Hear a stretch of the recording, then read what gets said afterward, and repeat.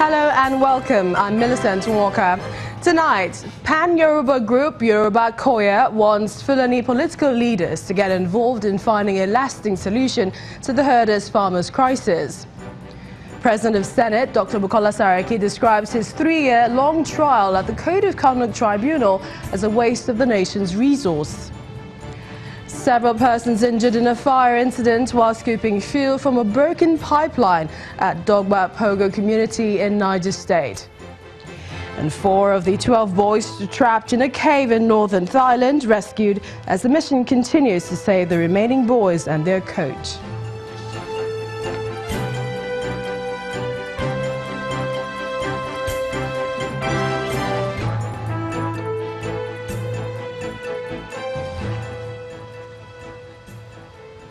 We begin tonight from the southwest, where Yoruba leaders under the aegis of Kwara have come up with what they believe may reduce to the barest minimum the frequent clashes between herdsmen and farmers in their host communities.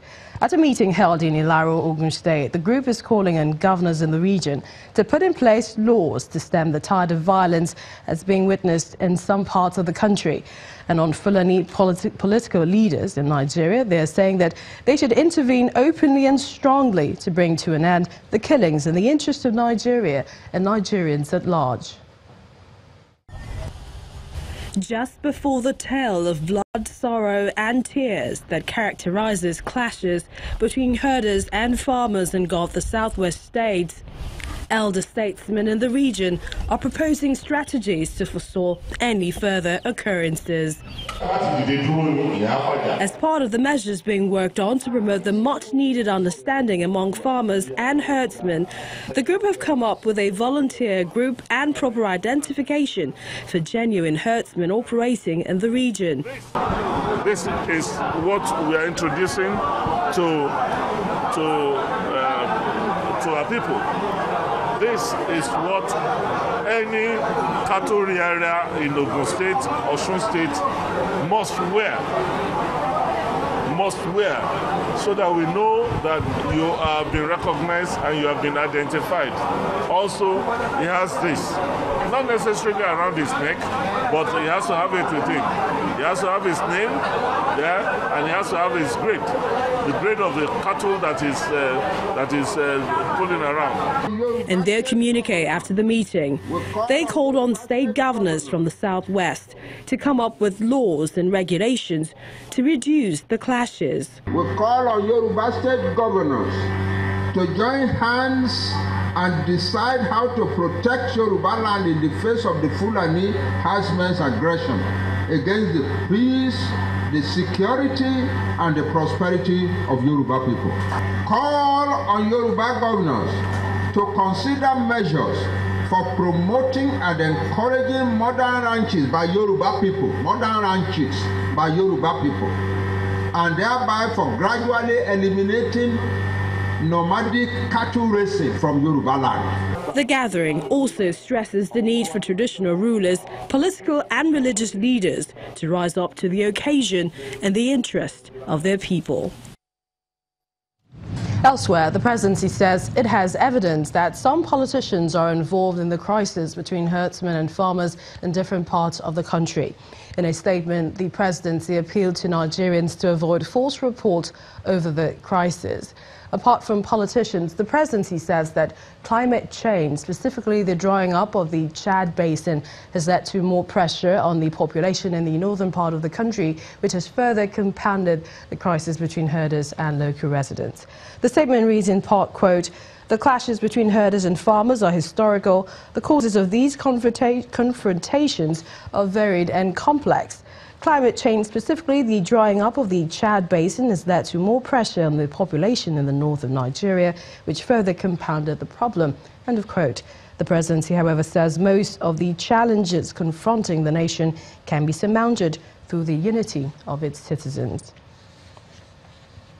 The governor of Kwara State, Abdul Fattah Ahmed, has been speaking on the link between the President of Senate, Dr. Bukola Saraki, to the Offa armed robbery incident.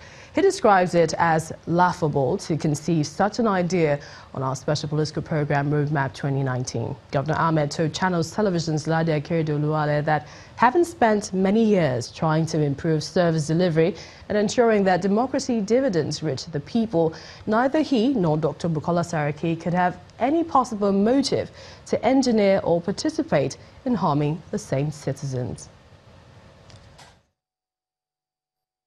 I feel that a situation where we have grievous issues like this, you go to a national television that is seen internationally, and you make very serious statements, as serious as indictments of senior citizens of this country. And we're not driving the critical focus that will nip this crime in the bud. I think we should begin to look at more seriously how we should begin to take security issues. Because, as it were, the economy of Kwara is highly dependent on commercial activities. And this is the reason why we re-engineered our internally generated revenue. Because a slowdown in the economic activities in Offa is a slowdown on our revenue collections, and is a slowdown on our capacity to deploy goods and services to the people. So it is only laughable to see and hear that I will be involved, or the Senate President will be involved in a process that will be counterproductive to what we are putting resources in to ensure that the lives and activities of people change for the better.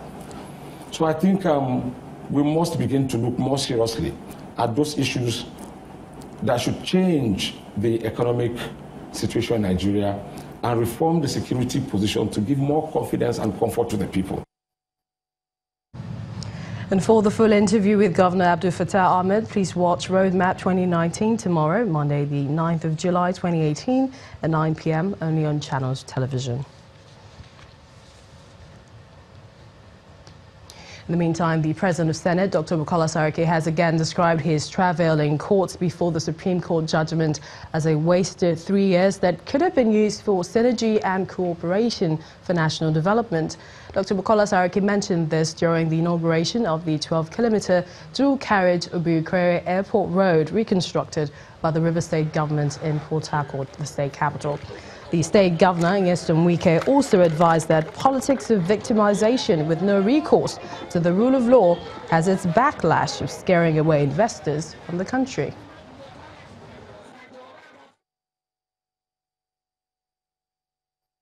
I believe it is our main goal to work for our people.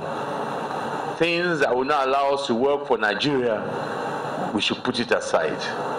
It was a wasteful 3 years that should have been used for cooperation and coming together for the interests of our country. I'm here, part of that unity too. Whether you're in a different party, does not matter. What matters now is for us to make this country better for all of our Nigerians.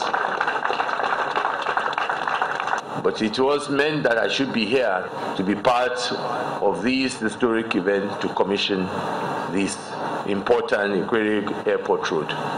This is a road that is significant in the sense that it is from here that investors and people will come into the state.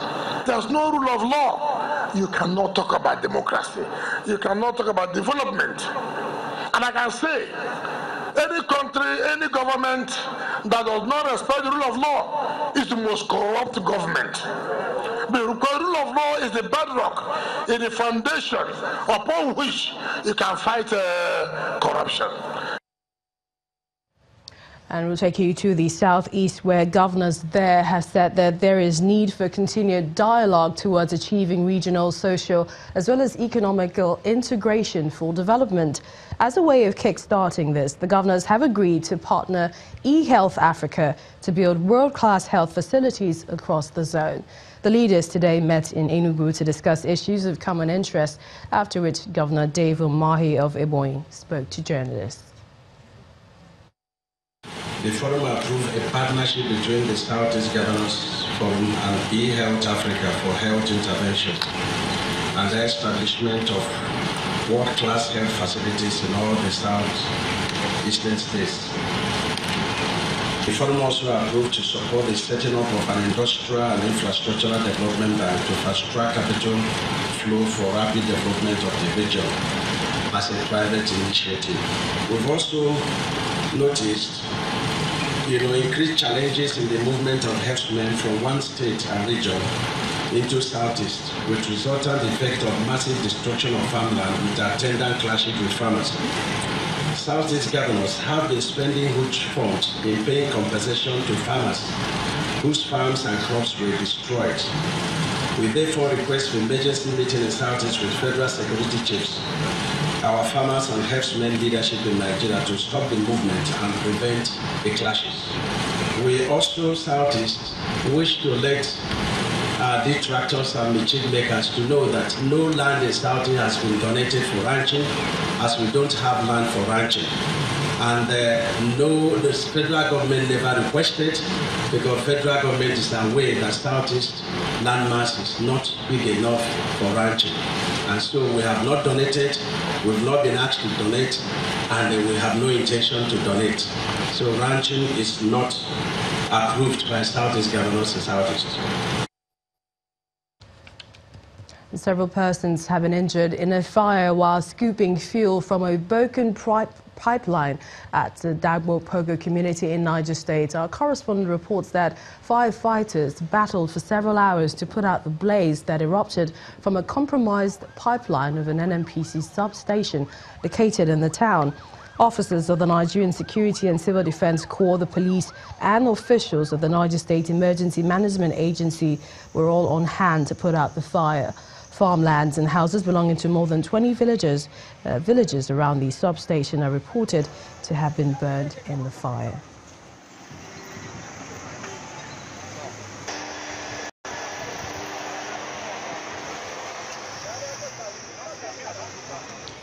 The federal government has stated its plans to control the influx of diseases into the country through its border. Well, the national coordinator of the Nigerian Center for Disease and Control, Dr. Chiwe Ihekwazu, was speaking in Calabar, the Cross River State capital, during the commissioning of the Cross River State Public Health Emergency Operations Center. The center is designed to receive and disseminate real-time information which will accelerate response and interventions during health emergencies or outbreaks. Re-emerging diseases such as Lassa fever, Ebola, meningitis and many more have been a thing of concern in Nigeria because the diseases have claimed many lives. Cross River State, South Nigeria, has in time past had its fair share, especially with the influx of people from within and outside the country, which informed the need to strengthen surveillance in case of emergencies. Last week, our office was alerted about a case of someone who had fever that was brought in from Cameroon into the state, and it gave us some cause for concern. And so we've come to discuss with those at the border, remind them of all we gave them during the training, that everyone who is coming in through this port must at least be checked. That's the reason behind the establishment of public health emergency operation centers across the country by the federal government. In the name of the Father, and the Holy Spirit. Cross River State is the latest on the list, with the center opened in Calabar, the state capital, to serve as the fastest gateway to mitigate diseases. Both the state government and the Nigerian Center for Disease and Control speak on the importance of the center. Travel is very easy, so we need to be able to communicate with each other in real time. So really that's the purpose of this center, to provide them the infrastructure, the technology, the analytics, the space to do their work and to be able to communicate with the broader community. This center will, among other things, bridge the gap between the local government areas, state, national and international information surveillance system, accelerate response and interventions, complement the toll-free smartphone device in facilities across the state, and increase human capital development of lab scientists in the state. The centre is a collaboration between the Cross River State Government and the Nigerian Centre for Disease Control, and the state government believes the project is coming at a time when increased interaction with the international community in combating diseases is needed.